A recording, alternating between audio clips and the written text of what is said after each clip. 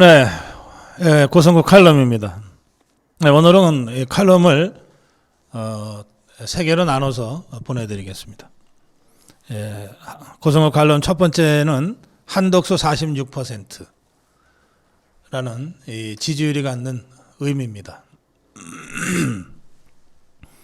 아시아투데이가 매주 월요일 한국여론평판연구소와 손잡고 발표하는 여론조사가 오늘 아시아투데이 아침에 실렸습니다. 이 조사에 따르면 한덕수 권한대행 직무수행 평가 긍정 46입니다. 이 46이라는 지지율은 일주일 전에 비해서 4%가 상승한 겁니다. 이 46%라는 지지율이요. 이 아시아투데이의 같은 조사에서 이 3자 대결 조사를 한 게 있는데요. 여기에 보면 이재명이는 거의 변하지 않고 42를 기록합니다. 그러니까 이재명이가 42 정도의 고정 지지를 갖고 있다는 뜻인데 한덕수는 46입니다. 지금 당장 이재명과 한덕수가 1대1 맞짱 떠서 대선 치르면 한덕수가 이긴다는 뜻입니다. 또 이 46%는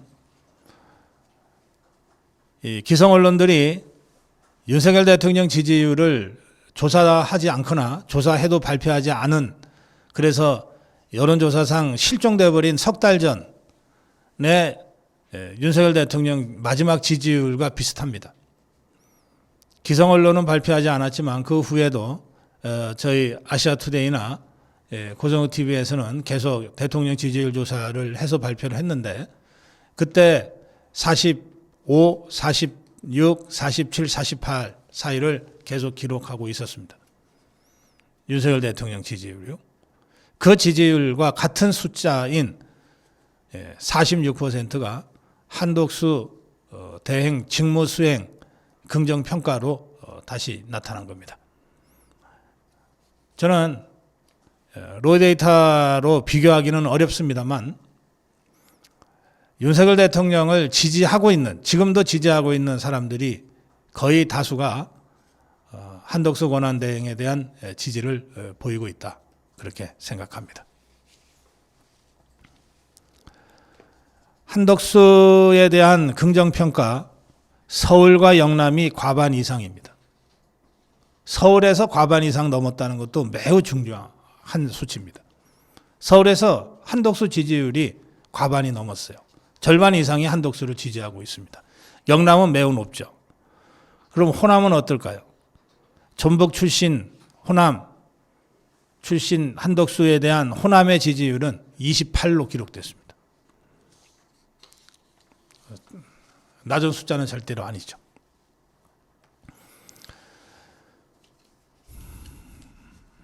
함께 조사한 다른 수치도 잠깐 보겠습니다. 국민의힘 대선 후보 적합도 조사를 했더니 김문수가 31, 홍준표가 23. 한동훈이, 안철수도 수치를 말씀드려야 되나요?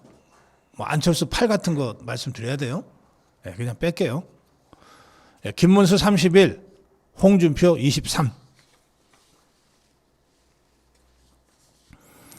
근데 이 오늘 발표에서 굉장히 중요한 조사는 이겁니다. 한덕수와 국민의힘 후보가 합치면 어떻게 되냐는 거예요. 그러려면 이재명 세워놓고 한덕수 세워놓고 국민의힘 세워놓고 그리고 조사를 하면 되죠. 일단 한덕수는 무소속으로 출마를 하는 것을 전제로 그렇게 하니까 이재명 42, 한덕수 25, 김문수 13. 또 이재명 42, 한덕수 25, 홍준표 16. 이렇게 나옵니다. 그러면 한덕수 따로 나가고 국민의힘 따로 나갈 경우에 이런 정도의 분포를 보이는데 이재명은 42로 변함이 없고 한덕수도 25로 변함이 없어요. 그리고 김문수냐 홍준표에 따라서 약간의 차이가 있죠. 그러면 결국 우리가 자유파 단일화를 지금 생각하면서 움직이는 것 아닙니까? 국민의힘도 그렇게 한덕수도 그렇게 움직이면 국민의힘과 한덕수가 하나가 된다는 것을 염두에 두고 움직인다는 뜻이니까 이 두 표를 합치면 어떻게 되냐? 이재명 42 대 38이에요.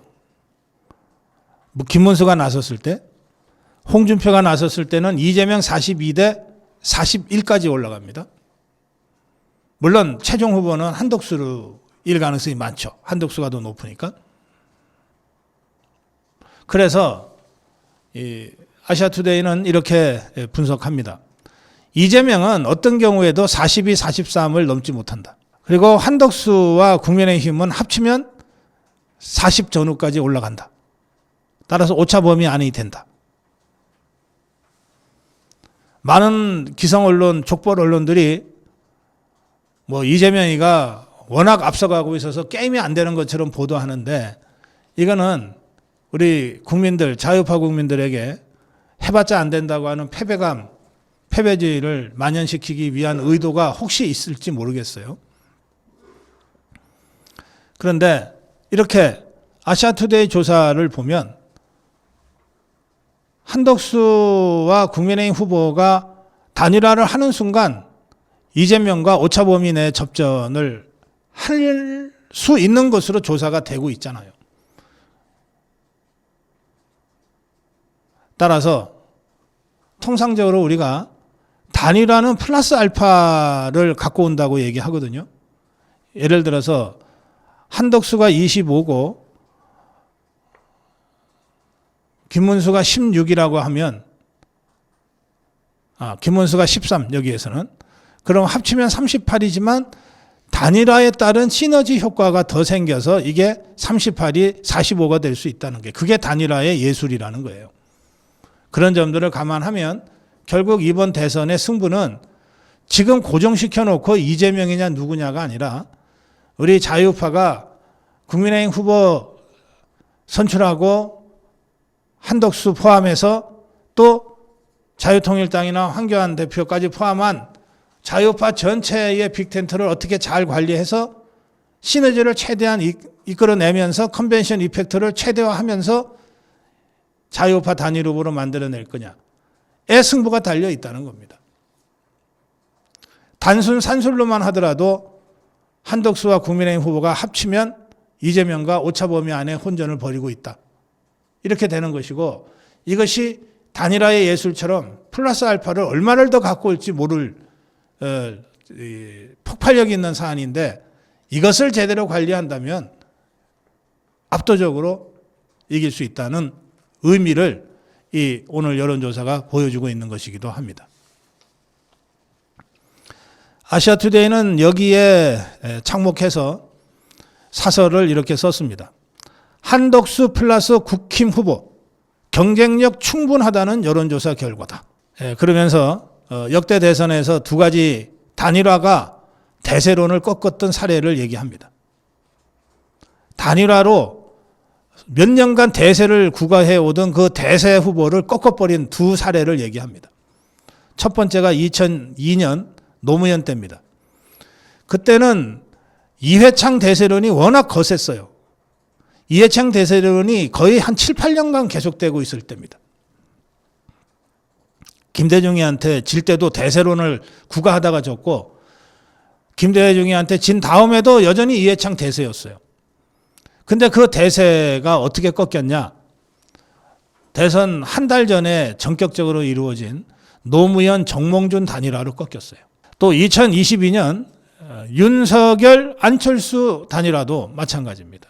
그 전까지 엎치락뒤치락 하면서 이재명이가 앞서가니 어쩌니 저쩌니 했던 그 선거를 막판에 뒤집어서 0.73% 차이로 이긴 것은 대선 불과 6일 전에 전격적으로 이루어진 단일화였습니다. 그러니까 어떤 대세론도 단일화 앞에서는 맥을 못 춘다. 이게 우리 대선 역사의 구체적인 경험이다. 이것을 아시아투데이가 사설로 썼습니다. 한덕수 46%라고 하는 이 지지율이 갖는 정책 함의에 대해서 여러분들 잘 생각해 보시기를 바랍니다. 첫 번째 고성국 칼럼이었습니다. 후보 단일화라는 예술.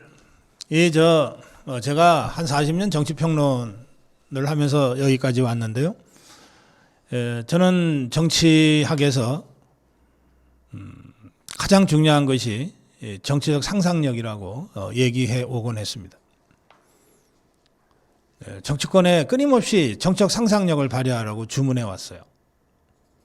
이게 정치적 상상력을 발휘하지 못하는 정치는 그냥 단순 산수도 제대로 풀지 못하는 그런 공학적인 정치로 떨어지게 돼 있어요. 너무 뻔하잖아요. 힘에 의해서 이루어지는 정치, 이해관계를 쫓아서 이루어지는 정치, 여기에 상상력까지 없으면 너무나 빤한 이합집산만 계속 반복되지 않겠습니까? 그래서 제가 정치는 상상력의 예술이다. 정치에서 정치적 상상력이 빠진 정치는 더 이상 살아있는 정치라고 할 수 없다. 이 상상력이 작동될 때만 플러스 알파 단일화가 가능합니다. 상상력이 없는 것들은 단일화를 해도 단순 산술로만 계산해요. 야, 네 지지율이 20이잖아. 내 지지율이 30이잖아. 합치면 50이잖아. 그러니까 너 양보해. 그럼 이게 20이 양보합니까? 양보하려고 해도 뭔가 예우도 받고 싶고 좀 더 많은 걸 원하고 싶죠. 아, 돼, 안 돼? 아니, 너 20밖에 안 되는데 왜 그래? 이렇게 하는 순간 합치면 50이 될 것 같은 단일화가 합쳐봤자 45가 되고 합쳐봤자 40으로 떨어지는 거예요. 마이너스 단일화가 실제로 수없이 많습니다. 단일화 해놓고 지는 경우들이 많아요. 반면에 야, 상대가 50인데 네 지지율 20이야. 내 지지율 25야. 우리 둘이 합쳐봤자 45밖에 안 되잖아. 이거 해봤자 안 되는 거 아니야? 아니지. 다시 계산을 다시 해봐. 내가 20이고 네가 25면 합치면 45밖에 안 될지 모르지만 이 합치는 과정이 아름다우면 그러면 저 50쪽에 가 있던 사람도 야, 저쪽이 더 멋있는 거 아니야? 라고 한 명, 두 명 나올 수가 있어. 그렇게 하면 20 더하기 25가 45가 아니라 51이 될 수도 있어. 요 플러스 알파 단일화를 어떻게 만들어내는가. 이게 우리의 생명이 걸려 있어. 그러니까 지금부터 멋있게 좀 해보자. 멋있게 좀 하자. 누가 후보가 됐건 아주 흔쾌하게 손들어주고 그리고 떨어진 사람이 후보보다 하루 더 선거 유세하기로 하자. 이렇게 하는 거예요. 그러면 단일화를 했는데도 지는 마이너스 단일화도 있는가 하면 단일화 해봤자 안 될 것 같은 이 절체절명의 상황에서도 플러스 단일화 알파가 만들어져서 그 단일화로 이기는 그런 기적의 단일화도 있는 거예요. 이 정치라고 하는 게 이런 정치적 상상력이 작동되지 않으면 해봤자 별로 의미도 없어요. 엠브레인 퍼블릭이 문화일보 의뢰로 지난 23일 실시한 여론조사에서 보면 국민의힘 지지자 83%, 국민의힘 지지자 83%가 한덕수와의 단일화가 필요하다고 응답했어요. 이것도 굉장히 놀라운 수치입니다. 그러니까 국민의힘 지지자들의 높은 정치의식을 반영하고 있는 겁니다.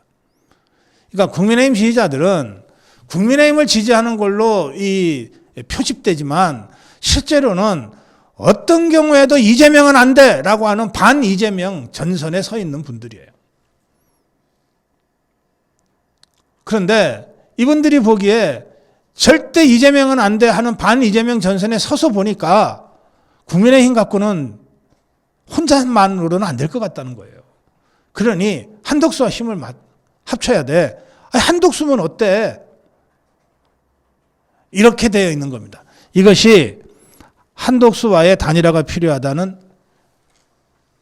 83%의 응답으로 나오고 있는 겁니다. 그만큼 단일화는 절박한 요청이고 그리고 하나의 대세입니다. 이걸 거부하고 살아남을 수 있는 정치인은 하나도 없어요. 그래서 처음에는 좀 딴소리들도 했는데 지난 주말에 그 국민의힘 4강 후보들이 한덕수 단일화 관련해서 전부 김문수는 처음부터지만 나머지 후보들은 전부 입장을 바꿨어요. 자, 김문수는 이렇게 얘기했습니다. 한덕수가 출마한다면 즉시 찾아뵙고 신속하고 공정한 단일화를 성사시킬 것이다. 사심 없는 단일화가 잡음 없이 신속하게 진행될 수 있도록 최선을 다하겠다. 뭉쳐야 살고 흩어지면 죽는다. 김문수 캠프에 있는 박수영은 이렇게 얘기했습니다. 경선 레이스 초반부터 한덕수와 단일화하겠다고 한 후보는 김문수밖에 없다. 한덕수를 포함해 당 밖의 후보들과 함께 콘클라베 방식으로 합의할 수도 있고 토론과 여론조사를 통해 할 수 있는 부분들도 있을 것이다. 지금 프란체스코 교황이 순종해서 지금 차기 교황 선출하는 그 콘클라베가 이제 곧 진행이 됩니다. 콘클라베 방식은 밀실의 추기경들, 투표권을 가진 추기경들이 밀실에 들어가서 교황 선출 결론 내릴 때까지 밖에 못 나오게 하는 거예요. 그럼 때로는 일주일, 때로는 길게는 한 보름 이상 갇혀 있다가 마침내 교황을 자기들끼리 무슨 과정을 거쳤든 어쨌든 결정을 하면 거기에 하얀 연기가 하나 이렇게 솟아오르면서 새 교황이 결정되셨다. 이러고서 이제 문을 따준다는 건데 그 콘클라베 방식. 어쨌든 단일화를 안 하면 우리가 이길 방법이 없으니까 누가 됐건 좋다. 무슨 방법이든 좋으니 후보들 딱 가둬놓고 한 명 결론 낼 때까지 못 나오게 하겠다. 이런 겁니다. 저는 이 사람들을 실제로 어디 방에다가 감금해 놓고 못 나오게 할 수는 없겠지만 우리 자유파의 민심의 이 벽 속에 가둬놔야 된다고 생각해요. 자유파 국민의 이 뜨거운 단일화 열기라는 이 민심의 벽 안에 가둬놓고 후보 단일화 하지 못하면 어떤 사람도 이 민심으로부터 용서받지 못한다. 이런 과정을 거쳐서 누가 됐건 단일 후보를 만들어내야 된다고 생각합니다. 홍준표는 내가 국민의힘 후보가 되면 한덕수와 단일화 토론을 2번 하고 원샷 국민 경선을 하겠다. 그게 이재명 후보를 잡을 수 있는 길이라면 흔쾌히 하겠다 이랬습니다. 딱 2번을 구체적으로 적시를 했네요. TV 토론 2번 하면 내가 한덕수를 꺾을 수 있다. 이런 자신감을 표현한 것 같기도 합니다만 저는 국민이 모르게 하는 이 단일화보다는 어쨌든 국민들이 다 관심 갖고 보게 하는 단일화가 조금 더 이 컨벤션 이펙트, 컨벤션 효과를 높이는 데는 좋은 방법이라고 생각합니다. 한덕수는 원래는 30날 사퇴하고 수요일이죠. 대권 도전을 공식화할 것으로 예상이 됐는데 하루 이틀 더 늦춰질 수도 있다고 합니다. 어쨌건 출마는 확실한 것 같고요. 이 경우에 한덕수가 출마한다면 대권 캠프를 차려야 되는데 그 캠프를 이미 총리실에 있는 정무직 참모 등을 중심으로 구성 중인 것으로 알려졌다고 보도가 됐습니다. 총리실의 정무직 참모가 누구냐면 이 국무총리실에 우선 국무조정실장이 있습니다. 장관급의 실장이 국무총리를 보좌하고요. 그리고 그 밑에 차관급으로 국무총리 비서실장과 뭐 있습니다. 그리고 대통령실과 유사한 형태의 그 총리 보좌기관들이 있어요. 이를테면 뭐 정무수석도 있습니다. 민정수석도 있어요. 지금 있는지 모르겠는데 예전에는 그런 직제였습니다. 대통령실과 파트너십을 해야 되기 때문에 대통령실의 직제를 본따서 이렇게 만들어 놨던 측면이 있습니다. 그러니까 한덕수 권한대행의 밑에 정무 라인들이 있는 거죠. 바로 그런 일을 해온. 그래서 그 정무 라인들 중심으로 뭐 소수 정예 캠프가 구성 중인 것으로 안다. 뭐 이렇게 보도가 되는데 저는 제가 한덕수 대행한테 이렇게 얘기합니다. 이번에 대선 출마한다면 출마 선언일부터 대선 날까지 한 달이다. 그리고 그 한 달 사이에 국민의힘 후보와의 단일화, 또 국민의힘 바깥의 다른 황교안 자유통일당 후보와의 단일화, 이런 것들이 있고, 이거 하나하나가 다 후보의 전략적 결단에 의해서 구현되거나 가능해질 이런 사안들이기 때문에 이런 것은 누구도 대신할 수 없는 결정들이다. 후보가 후보 자리를 놓고서 하는 결단이기 때문에 캠프가 아무리 유능하고 많아도 그 캠프가 그 결정을 대신해 줄 수는 없다. 그러면 뭐냐? 나머지는 TV 토론 준비하는 건데 그걸 하기 위해서 지금 뭐 사무실 없고 뭐 수십 명의 캠프 요원들을 상근자로 배치하고 이 정세에 맞지 않고 지금 흐름에도 맞지 않는다. 소수정예가 맞고 그것도 극소수정예가 맞다. 중요한 것은 전략적 판단을 잘못하지 않도록 하는 그런 조언인데 그것은 실무자들 머리에서는 백날 해봤자 안 나온다. 이거야말로 한덕수 권한대행이 그동안 폭넓게 네트워킹 해온 수많은 우리 사회의 현자들 중에서 정치적 지혜가 있고 현명함이 있고 또 정말 나라를 사랑하는 애국심이 있는 그런 몇 사람들의 결정적인 조언으로 또 본인의 실존적 결단으로 풀어갈 문제다. 그래야 그게 어떤 결정이든 감동을 줄 수 있을 것이다. 그걸 보좌할 수 있는 극소수의 최소한의 비서 기능만 있으면 된다. 캠프라고 따로 얘기할 것도 없다. 그렇게 저는 말씀드립니다. 다음으로 가겠습니다.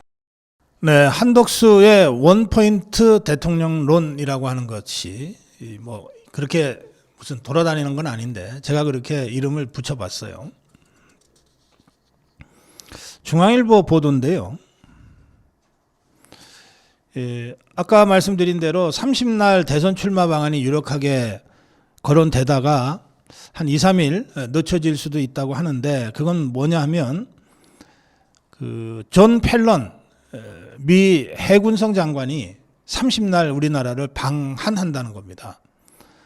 근데 뭐 미 해군성 장관이 뭐 미국의 편제는 해군은 해군성 장관이 지휘, 육군은 육군성 장관이지 합참의 그 작전 라인과는 별도로 이렇게 되어 있잖아요. 그러니까 이 해군성 장관은 미 해군의 군함을 유지 보수 정비하는 사업을 관할하는 책임자인 거예요.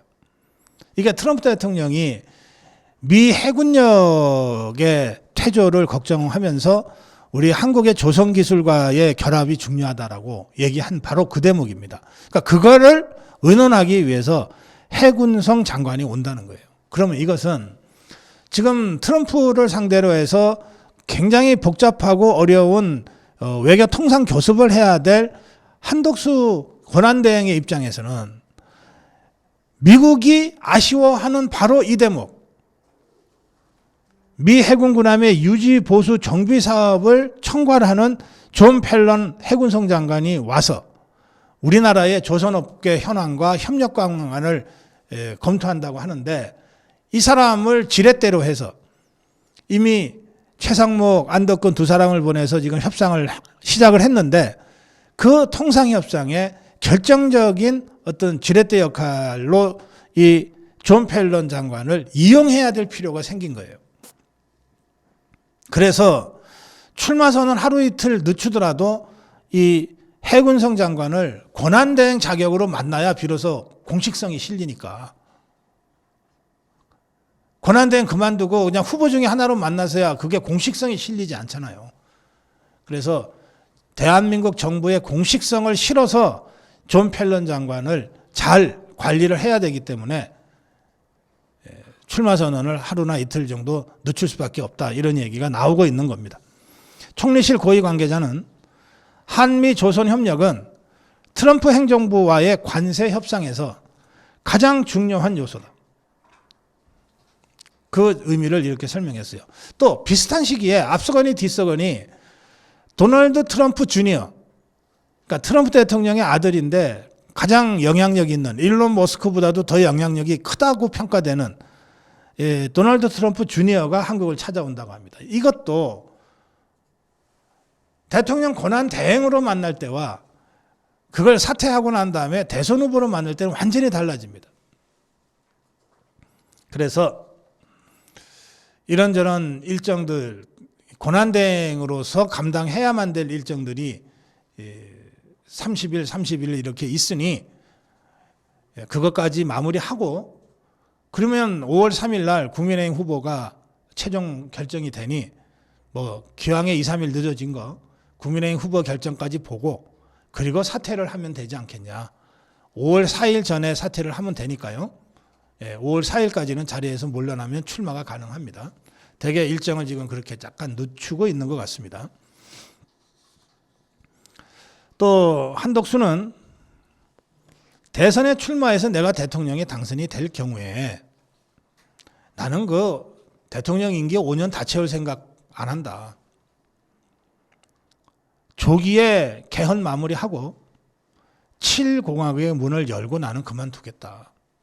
내가 그런 징검다리 역할을 하는 것만으로도 나한테 부여된 역사적 임무를 충분히 감당할 수 있는 것 아니냐.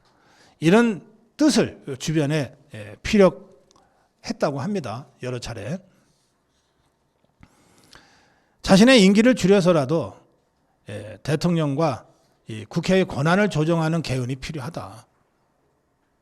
이번에 줄탄핵 사태를 겪고 또 대통령 비상 계엄까지 겪으면서 한덕수가 대통령을 모시는 1인 지하 만인 지상이라고 불리는 총리의 위치에서 대통령 권한대행을 2번이나 한 것 아닙니까? 한 번 했다가 탄핵당하고 또 한 번 하고 있는 상황에서 이 대통령 5년 단임이라는 이 권력 구조가 갖고 있는 여러 가지 불합리한 점들에 대해서 너무 느끼는 것이 많다. 이걸 어떻게든 내가 개선해 놓고 가야 되겠다고, 이게 마지막 미션인 것처럼 이렇게 생각하게 됐다는 거예요. 그래서 내년 지방선거가 이제 있는데, 내년 지방선거는 2026년 6월 1일 날 있습니다. 이 지방선거 전까지 개헌을 마무리해서 지방선거와 개헌 국민투표를 함께 하고, 그리고 나서 대통령직에서 물러나는 것까지도 배제하지 않고 검토하겠다. 그러면 1년짜리 대통령이 되는 거예요. 그런 정말 원포인트 릴리프 대통령이라도 자기는 마다하지 않겠다. 이런 심정이라는 겁니다. 이게 저 야구에서 보면 정말 우리가 막 위기에 몰렸을 때 상대방이 최고 강타자가 나왔어요. 그럴 때 저 강타자가 다른 모든 투수공은 잘 때리는데 유독 이 사람 공은 잘 못 때려. 이 사람은 성적은 별로 안 좋지만. 그러면 딱 이 투수를 요 한 타자를 상대하기 위해서 바꿔요. 원 포인트 릴리프. 그렇게 해서 그 타자 딱 죽여놓고서 물러납니다. 그러면 더 잘 던지는 투수가 와서 나머지를 상대하죠. 이런 정말 소방서 역할도 마다하지 않겠다. 어느 누가 대통령 됐는데 헌법이 규정한 5년 임기가 보장되는데 이걸 내가 몇 년만, 3년만 하겠다, 2년만 하겠다, 특히 1년만 하겠다. 이걸 어느 누가 그런 얘기를 마음을 먹을 수 있겠어요. 정말 욕심이 없어야 되거든요. 국가와 민족 앞에, 국민 앞에 정말 욕심이 없어야 되거든요. 이걸 지금 한덕수 권한대행이 생각하고 있는 것 같다는 겁니다. 그래서 한덕수 권한대행이 대통령이 되면 우선 개헌을 추진하겠다. 그 다음에 트럼프 행정부와의 이미 이제 시작된 이 관세 협상, 이거 어쨌든 국익에 부합하는 방향으로 잘 마무리 짓겠다. 그리고 지금 우리 경제가 전체적으로 지금 너무너무 어려운데 이걸 돌파할 수 있는 유일한 길은 성장 동력을 재점화하는 것인데 이것까지는 좀 하겠다. 잘할 수 있는 영역이니까. 그렇게 해놓고 관리형 대통령 역할로 만족하겠다.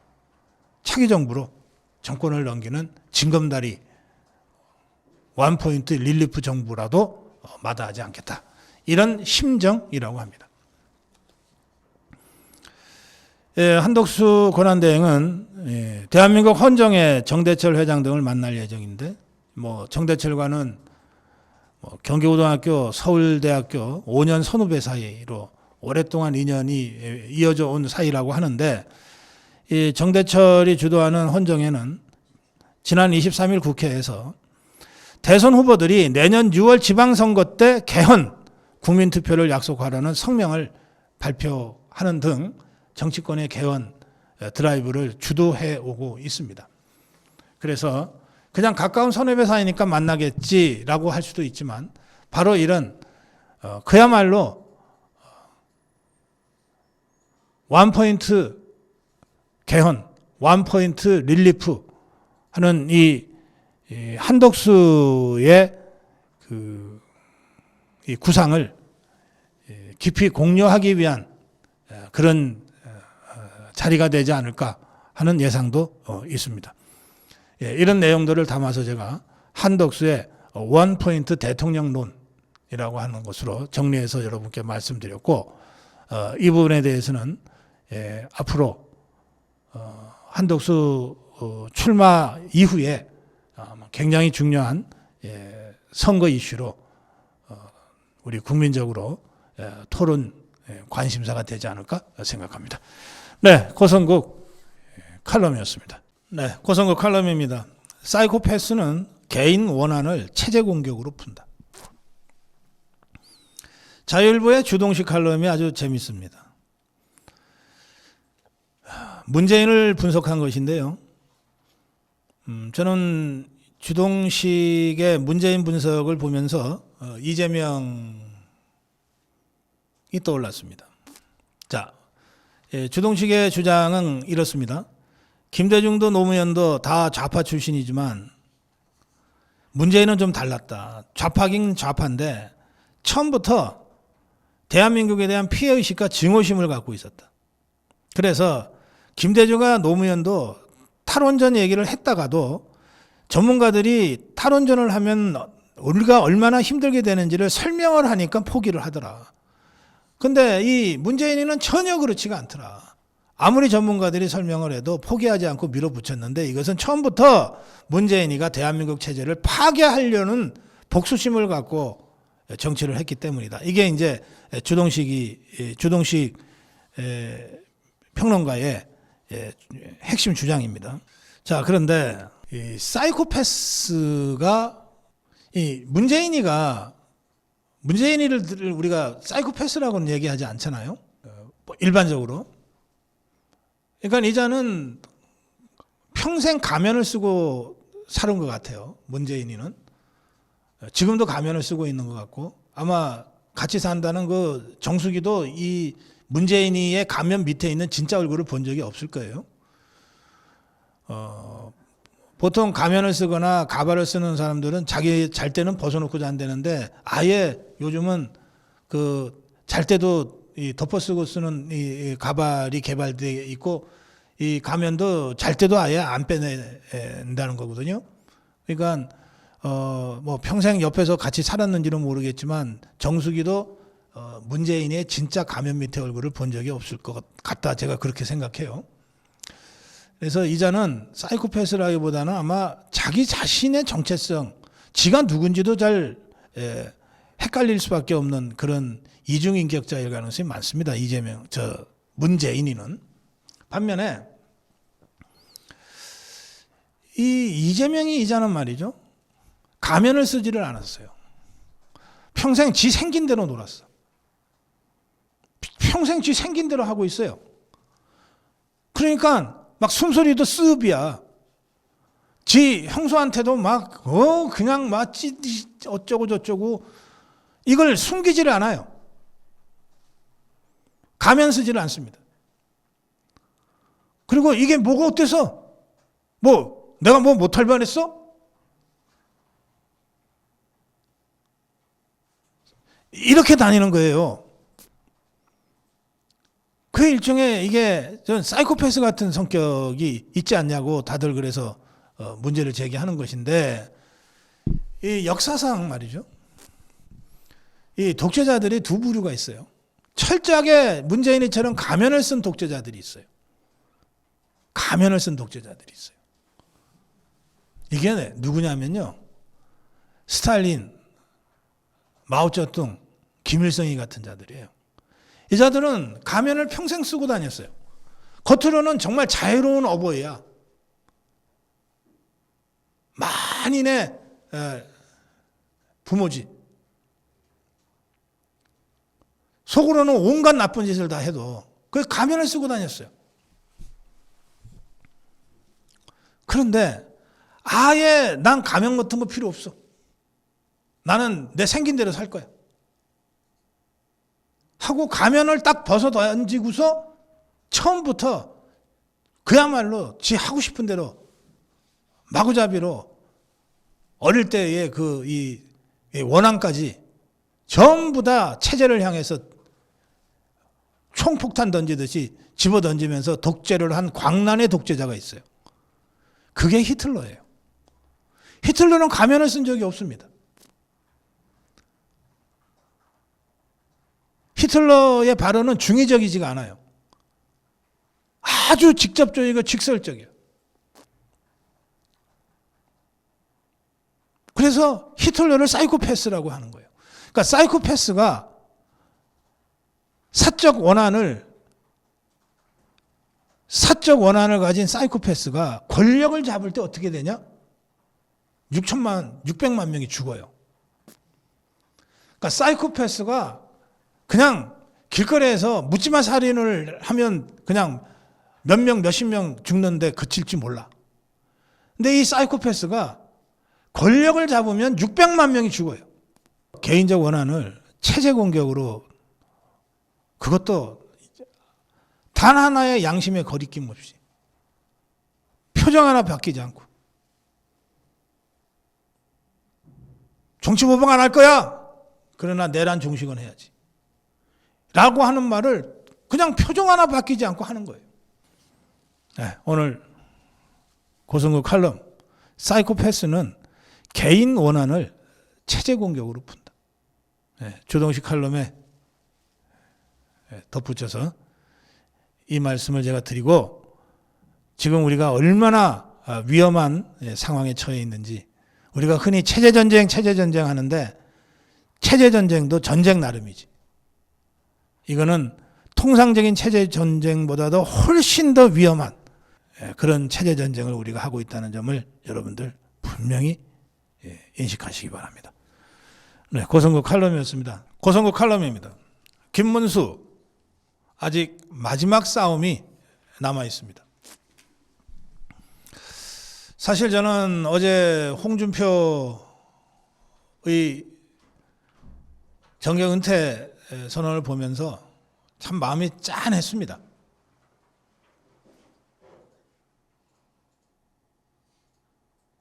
저는 모래시계 검사였던 홍준표가 정치권에 입문하는 과정에서부터 홍준표를 알고 지냈습니다.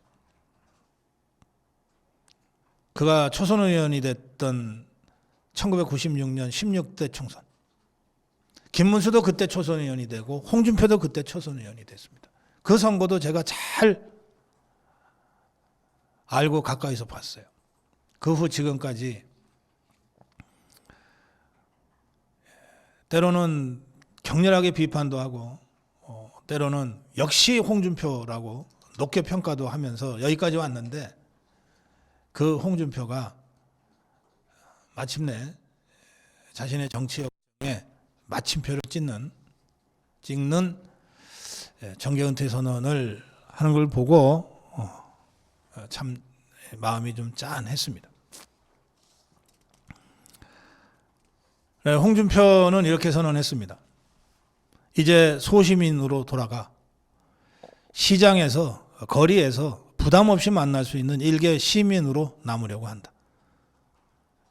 갈등의 현장에서 벗어나 여러분에게 감사드린다. 내일 30년 정들었던 우리 당 떠나고자 한다.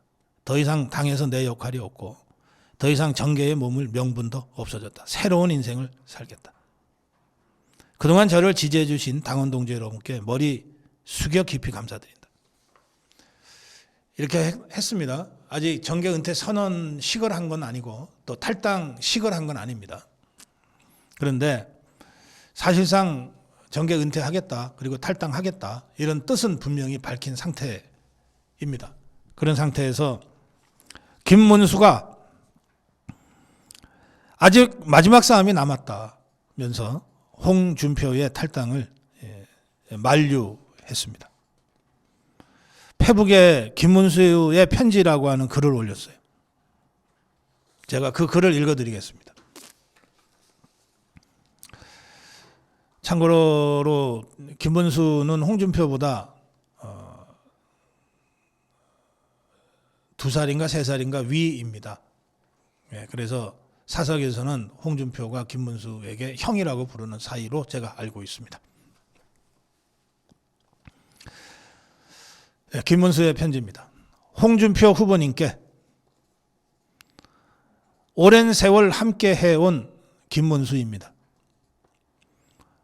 오늘은 대선 경선 후보가 아니라 국회 동기이자 오랜 동료의 마음으로 편지를 씁니다. 정계 은퇴 지금은 아닙니다. 홍 후보님도 당원들도 국민들도 모두 잘 압니다. 이 나라가 위태로운 지금 홍 후보님의 자리는 여전히 국민의힘 맨 앞자리입니다. 우리는 알지 않습니까? 무너지는 보수당. 그래도 버팀목이 되어야 한다는 마지막 사명감. 그것이 이 자리에 서게 만든 것이란 걸요. 홍 후보는 모래시계 검사로, 저는 노동운동가로 출발은 달랐지만 보수당 한 길에서 만나 대한민국을 제대로 만들겠다는 뜨거운 마음만큼은 같았습니다. 저는 언제나 정치인 홍준표를 대의를 걷는 사람으로 존경해 왔습니다. 백척간두에 선 자유민주주의, 기울어가는 보수당. 이 절박한 시간에 우리가 해야 할 일은 분명합니다. 홍 후보님 시민으로 돌아가겠다는 그 말씀이 저의 귓가에서 떠나지 않습니다. 당원들과 국민들이 아쉬워하는 것보다 제 마음 한켠이 더 깊이 울립니다. 2017년 대선 고성국 칼럼입니다. 우리가 이웃 어게인을 포기할 수 없는 이유는 수도 많습니다. 수도 없이 많아요. 수도 없이 많은데 지금 우리 모두가 다 이거 지금 체제전쟁 중이다 그러잖아요. 체제전쟁은 윤석열 대통령 얘기했듯이 그야말로 하이브리드전으로 진행되고 있어요. 이걸 막상 그 체제전쟁의 한가운데 있는 우리는 잘 모를 수도 있어요. 그런데 한두 걸음 떨어져 있는, 그런데 주요한 관심을 가지고 들여다보는 미국 언론들은 우리보다 더 자세하게, 더 정확하게 지금의 체제전쟁의 성격을 이해하고 있는 것 같아요. 팍스뉴스, 지금 트럼프 대통령이 가장 의지하고 있다고 하는 언론 아닙니까? 팍스뉴스가 최근에 한국 상황과 윤석열 대통령 탄핵을 분석한 보도가 나와 있어요. 이 부분에 대한 설명을 제가 간단하게 여러분께 전해드리면서 지금 우리가 진행하고 있는 체제전쟁의 성격이 뭔지를 다시 한번 생각해 보시기를 바랍니다. 왜 우리가 이웃 어게인을 계속 외쳐야 되는지에 대한 여러 수많은 이유 중에 하나로 제가 이 문제를 제기하는 겁니다. 제국은 밖에서 무너지지 않습니다. 적들은 바다를 건너와서 우리를 치지 않습니다. 이미 우리 안에 와 있습니다. 윤석열은 왜 중국의 제거 타겟이 됐을까요? 미국 폭스뉴스의 분석 기사입니다.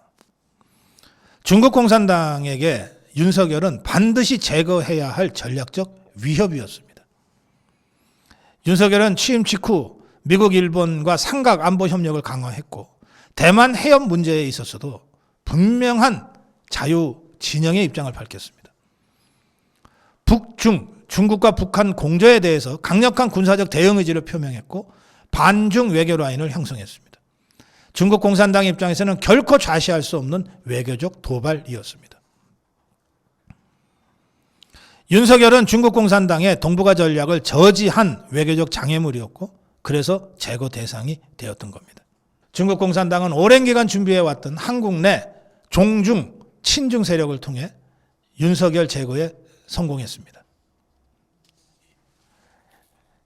이 오랫동안 준비해온, 키워온, 길러온 종중, 친중 세력이 쉽게 말해서 더불어민주당 종북주사파 이재명 개딸들 더해서 한동훈을 위시한 국민의힘 안에 친중, 종중 세력들이었습니다. 이것들 연합으로 윤석열이 탄핵된 겁니다. 라고 폭스가 분석한 겁니다. 중국은 금전공세 더해서 성을 매개로 한 약점을 확보하고 미인계죠. 불법 특혜와 정치자금 제공을 통해 한국 내 정치인들을 포섭하고 양성해 왔어요. 중국은 개별 정치인 몇 명을 키우는데 그치지 않고 정당 전체를 겨냥한 장기 전략도 구사해 왔다. 지금 더불어민주당은 뭐 이재명이 쉐쉐만 있는 것이 아니라 더불어민주당 전체가 다 종중정당이 된 것 아닙니까? 중국은 한국 정당 내부에 친중, 종중 세력을 조직적으로 심어왔고 그들이 당내 영향력을 확대할 수 있도록 체계적으로 관리해왔고 그 결과 한동훈이가 당권을 장악하기에 이르렀다는 거예요. 비공식 정치자금, 해외 교류, 사적 접촉 등을 통해 종중, 친중을 만들어서 정당의 노선과 정책 결정 구조까지 장악해왔다. 사드 배치 철회 등 반미, 친중 활동을 공개적으로 해온 정치인들은 중국이 수년간 키워온 국내 정치 세력의 한 갈래들이었다.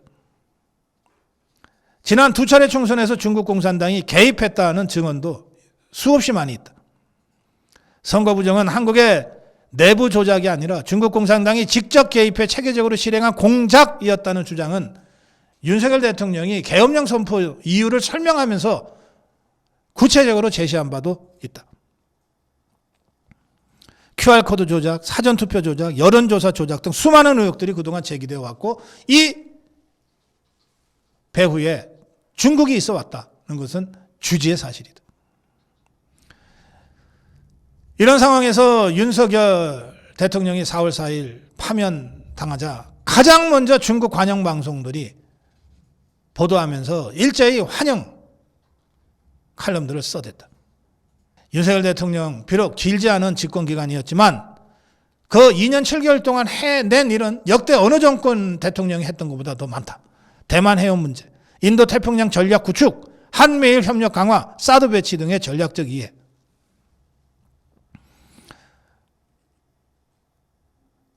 따라서 박근혜에 이어 윤석열까지 제거됐다는 점에서 이후 한국 정치에서 중국이 노리고 있는 그 전략이 어떠할 것인지라고 하는 데 대한 우리들의 깊은 이해가 필요하다. 외세는 총을 들고 오지 않는다. 슬며시 스며들었고 우리는 신압으로 그들에게 성문을 열어줘 버리고 말았다.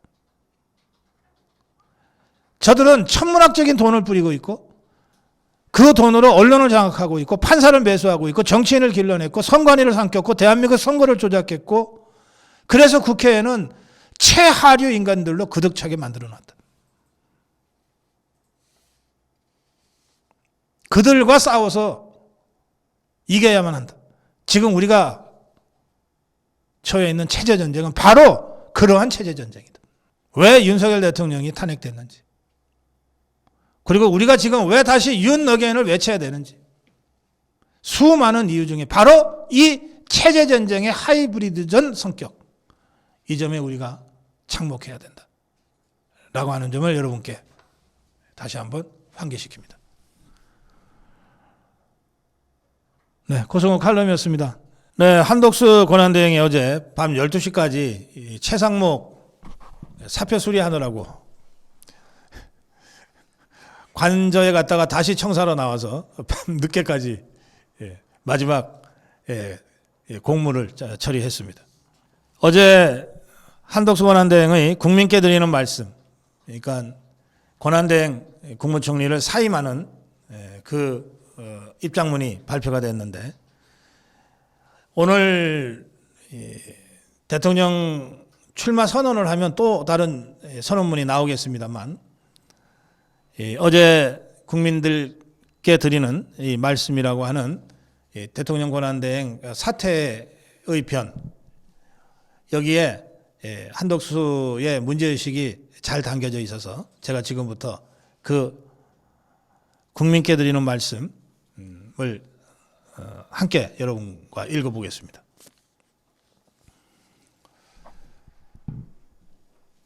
이게 4년 전에 윤석열 대통령 그 검찰총장 사퇴의 변이 갖는 그 입장문이 갖는 그 의미와 같은 수준의 의미가 담겨 있는 입장문이다 생각을 해서 제가 처음부터 끝까지 쭉 읽어보겠습니다. 존경하는 국민 여러분, 저는 오늘 깊이 고민해온 문제에 대해 최종적으로 내린 결정을 말씀드리고자 이 자리에 섰습니다. 저는 이제 대통령 권한대행 국무총리의 직을 내려놓습니다. 엄중한 시기, 제가 짊어진 책임의 무게를 생각할 때 이러한 결정이 과연 옳고 또 불가피한 것인가 오랫동안 고뇌하고 숙고한 끝에 이 길밖에 길이 없다면 그렇다면 가야 한다고 결정하였습니다. 국민 여러분, 저는 1970년 공직에 들어와 50년 가까운 세월을 대한민국 경제발전의 최일선에서 우리 국민의 일꾼이자 산 증인으로 뛰었습니다. 대한민국이 여기까지 온 것은 우리 국민 한 분 한 분의 피땀과 눈물이 있었기 때문입니다.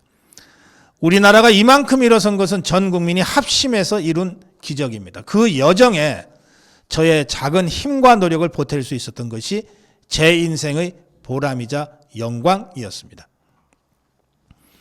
부족한 저에게 국가를 위해 일할 기회를 주신 국민 여러분께 머리 숙여 감사드립니다. 국민 여러분, 저는 우리 국민 한 분 한 분이 겪으신 갈등과 혼란에 대하여 가슴 깊이 고통스럽게 생각하고 있습니다. 우리나라가 어떻게 일어선 나라인지, 그러기 위해 우리 국민들이 얼마나 고생하고 노력하셨는지 저 자신 너무나 잘 알고 있습니다. 국민 여러분, 가난한 나라가 빈곤을 떨치고 풍요를 이루기는 매우 어렵고, 권위주의 국가가 민주주의를 이루기는 더욱 어렵습니다. 우리는 그 두 가지를 모두 해냈습니다. 자랑스러운 역사입니다. 문제는 개인이건 국가건 하나의 도전을 이겨내면 그것으로 끝나는 게 아니라 그보다 더 어려운 도전이 닥쳐오곤 한다는 데 있습니다. 대한민국이 기로에 서 있다는 데 많은 분들이 동의하실 줄 압니다. 세계 10위권의 한국 경제가 G7 수준으로 탄탄하게 뻗어나갈지, 아니면 지금 수준에 머무르다 뒤처지게 될지, 대한민국 정치가 협치의 길로 나아갈지 아니면 극단의 정치에 함몰될지, 이 두 가지가 지금 우리 손에 달려 있습니다. 표에 따라 이랬다 저랬다 하는 불합리한 경제정책으로는 대외 협상에서 우리 국익을 확보할 수 없고, 우리 산업의 경쟁력을 세울 수도, 지역 경제를 활성화할 수도 없습니다. 극단의 정치를 버리고 협치의 기틀을 세우지 않으면 누가 집권하든 분열과 갈등이 반복될 뿐입니다.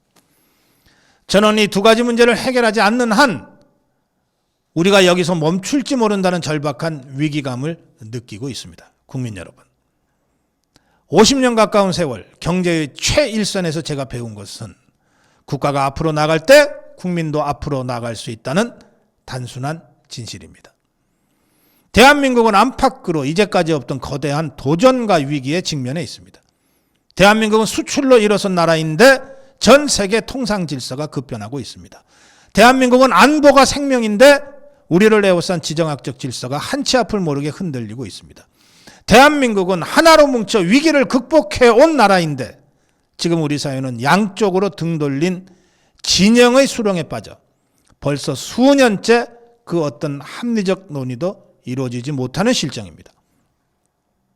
국민 여러분, 저는 그동안 무엇이 제 책임을 완수하는 길인가 고민해 왔습니다. 밤잠을 이루지 못하는 나날이 길었습니다. 제 앞에는 두 갈래 길이 놓여 있습니다. 하나는 당장 제가 맡고 있는 중책을 완수하는 길, 다른 하나는 그 중책을 내려놓고 더 큰 책임을 지는 길입니다.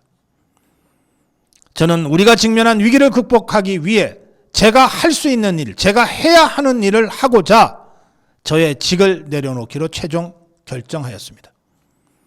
국민 여러분, 저 한 사람이 잘 되고 못 되고는 중요하지 않습니다. 하지만 우리 모두의 미래는 확실해야 합니다. 주저앉아서는 안 됩니다. 잘 되어야 합니다. 앞으로 나아가며 계속해서 번영해야 합니다. 저는 부족한 사람입니다. 하지만 국가를 위해 제가 최선이라고 믿는 길을 지금 이 순간에도 그리고 앞으로도 어떤 변명도 없이 마지막까지 가겠습니다. 감사합니다. 한덕수 권한대행의 사임에 임한 국민께 드리는 말씀, 이 입장문은 저희 고성국 TV 홈페이지로 들어오시면 추천 채널에 올라가 있습니다. 저희 고성국 TV 홈페이지로 들어오시면 추천 채널이 3개가 있습니다. 하나가 한덕수, 또 하나가 김문수 TV, 그리고 또 하나가 아투TV입니다. 저희 홈페이지로 들어오셔서 제가 조금 전에 읽어드린 한덕수 권한대행의 국민께 드리는 말씀, 이것을 직접 한 번 더 찬찬히 이 추천 채널을 통해서 확인하시기 바랍니다. 네, 지금까지 고성국 칼럼이었습니다. 네, 제가 어제는 한덕수 권한대행의 국민께 드리는 말씀을 낭독해 드렸는데, 어제 한덕수 대선 출마 선언이 있었습니다. 이 대선 출마 선언문 매우 중요한 문건이죠. 상당한 양이 되는데 저는 여러분들한테 이것을 쭉 한번 읽어드리는 것이 무엇보다도 의미 있는 칼럼이라고 생각합니다. 제가 어제도 안내드렸습니다만 저희 고성호 TV의 홈페이지로 들어오시면 채널이 3개 연계되어 있습니다. 추천 채널입니다. 첫 번째 한덕수, 두 번째 김문수, 그리고 아투입니다. 직접 추천 채널로 들어가셔서 확인하셔도 되고 제가 지금부터 읽어드리는 한덕수의 대선 출마 선언문 내용을 한번 음미해 보시기 바랍니다. 존경하는 국민 여러분, 저는 오늘 제21대 대한민국 대통령 선거 출마를 국민 여러분께 말씀드리고자 이 자리에 섰습니다. 지금 세계는 통상 질서가 급변하고 국제 질서가 요동치고 있습니다. 어떤 나라도 앞날을 예측하기 어려운 대변혁의 시기입니다. 이에 더하여 우리나라는 국내적으로 큰 혼란에 빠져 있습니다. 갈등과 분열이 공동체의 기반을 흔들고 있습니다. 나라와 국민의 미래가 아니라 개인과 진영의 이익을 좇는 정치 싸움이 위험 수준에 도달하였습니다. 정치가 바뀌지 않으면 민생도 경제도 외교도 개혁도 안 됩니다. 우리가 애써 일으켜 세운 나라가 무책임한 정쟁으로 발밑부터 무너지도록 방치해서는 안 됩니다. 저는 자랑스러운 대한민국 국민의 공복으로 경제발전의 최일선에서 일생을 살았습니다. 국익의 최전선인 통상외교까지 정쟁의 소재로 삼는 현실을 저의 양심과 상식으로는 도저히 납득할 수 없습니다. 저는 제가 사랑하는 대한민국의 미래를 위해 우리 모두를 위해 제가 할 수 있는 일을 찾기로 마음먹었습니다. 저는 이번 대통령 선거를 통해 우리 국민의 선택을 받도록 전력을 다하겠습니다. 국민 여러분, 저는 3가지를 약속드립니다. 첫째, 바로 개헌입니다. 임기 첫날 대통령 직속 개헌 지원기구를 만들어 개헌 성공에 총력을 기울이겠습니다. 취임 첫 해에 개헌안을 마련하고 2년 차에 개헌을 완료하고 3년 차에 새로운 헌법에 따라 총선과 대선을 실시한 뒤 곧바로 직을 내려놓겠습니다. 개헌의 구체적인 내용은 국회와 국민들이 치열하게 토론해 결정하시되 저는 견제와 균형, 즉 분권이라는 핵심 방향만 제시하겠습니다. 우리 헌법은 1987년 개정 후 38년이 되었습니다. 급변하는 시대의 흐름과 국민의 뜻을 받들기에 크게 부족합니다. 이번에 우리가 개헌에 성공하지 못하면 다시는 지금과 같은 기회가 찾아오기 어렵습니다. 누가 집권하건 지금과 크게 다르지 않은 불행이 반복될 따름입니다. 그동안 여러 정부와 많은 정치인이 개헌을 약속했지만 자기 차례가 돌아오면 그때그때의 판세와 이해관계에 따라 슬그머니 태도를 바꾸었습니다. 권력을 목표로 살아온 정치인은 개헌에 착수할 수도 개헌을 완수할 수도 없습니다. 공직 외길을 걸어온 제가 신속한 개헌으로 우리 헌정 질서를 새로운 반석 위에 올려놓겠습니다. 대통령과 국회가 견제와 균형 속에 힘을 나누어 갖는 것, 정치의 사법화와 사법의 정치화가 다 같이 사라지게 만드는 것, 협치가 제도화되고 행정이 효율화되어서 우리 정치와 우리 정부가 진정으로 국리 민복에 이바지하는 것, 이것이 제가 생각하는 올바른 개헌이고 우리가 추구해야 할 핵심 목표이자 방향입니다. 저는 국무총리 재임 중 거의 매일 언론인, 정치인, 기업인, 전문가 그 밖에 수없이 많은 각계각층 인사를 만나 서로 다른 의견에 귀 기울였습니다. 하루하루 열심히 일하시는 우리 국민 여러분도 전국 곳곳에서 찾아뵙습니다. 이 정도로는 부족합니다. 앞으로는 더 많이 만나겠습니다. 우리 경제가 해야 할 성장에 대해, 우리 국민이 누려야 할 행복에 대해, 우리 사회가 찾아야 할 안정에 대해, 우리가 만들어야 할 새로운 헌법과 우리가 나아가야 할 새로운 시대에 대해 끊임없이 만나고 묻고 듣겠습니다. 국민의 눈으로 국민의 뜻으로 반드시 개헌을 성공시키겠습니다. 새로운 헌법에 따라 대한민국 다음 시대를 여는 디딤돌이 되겠습니다. 부디 우리 국민들께서 제 등을 딛고 극단의 시대에서 합리의 시대로, 당파의 시대에서 협치의 시대로 우리 국격과 시대에 맞는 새로운 대한민국으로 앞으로 나아가시기를 충심으로 말씀드립니다. 둘째, 통상 해결을 약속드립니다. 미국발 관세 폭풍이 전 세계 모든 나라의 가장 시급한 통상 현안입니다. 글로벌 무역 질서가 뒤바뀌고 있습니다. 저는 지난 8일 미국 트럼프 대통령과 통화하면서 한미동맹의 굳건한 기반 위에 통상해법을 적극 모색하여 나가기로 하였습니다. 지난주 워싱턴에서 열린 한미 2+2 고위급 회담에서 상당히 의미 있는 성과가 있었습니다. 해결의 속도가 한층 빨라질 것으로 기대합니다. 저는 우리나라 첫 통상교섭본부장을 지냈습니다. 경제부총리, 국무총리에 이어 주미대사를 지내며 수많은 통상협상을 성공적으로 이끌어 왔습니다. 이 일을 가장 오래 해온 사람이고 가장 잘할 사람이라고 자신합니다. 미국 정부는 물론 각계 전문가들과 활발히 소통하고 있습니다. 이번 통상 현안도 반드시 풀어내 보이겠습니다. 셋째, 국민통합과 약자 동행, 국민동행을 약속드립니다. 통합이 곧 상생입니다. 남북이 나뉜 것도 통탄할 일인데 좌와 우로, 동과 서로, 이제는 남성과 여성으로, 중장년과 청년으로 계속해서 갈라져야 하겠습니까? 보수 혼자 산업화를 이루지 않았고 진보 혼자 민주화를 이루지 않았습니다. 우리가 이룬 그 어떤 것도 어느 한 세력의 공적이 아닙니다. 하루하루 열심히 살아온 우리 국민 모두의 공적이며 따라서 그 열매도 모두에게 돌아가야 합니다. 좋은 일자리, 쾌적한 주택, 편리한 교통, 질 좋은 의료, 세심한 육아 지원과 든든한 노후 보장. 이런 일을 가장 잘 할 수 있는 분들을 찾아서 최고의 내각, 일하는 내각을 구성하고 그분들이 책임지고 실질적인 성과를 이뤄내도록 치열하게 독려하겠습니다. 사회 모든 분야에서 국민 통합과 약자 동행이 이루어지도록 혼신의 힘을 다하겠습니다.